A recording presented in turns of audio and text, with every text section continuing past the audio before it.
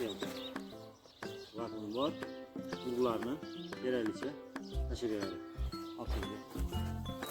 Qator oralarini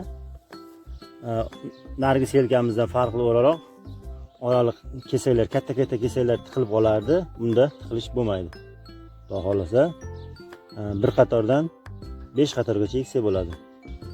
Xo'sh, buni afzalliklari narigi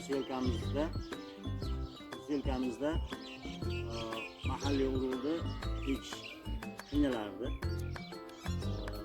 Keyin oraliq masofada adashish bo'lardi. Bunda endi Xudo xolasa hech qanday muammo bo'lmaydi. Bizni yangiliklarimizni o'tkazib yubormaslik uchun YouTube, Instagram, Telegram va Facebook kanallarimizni obuna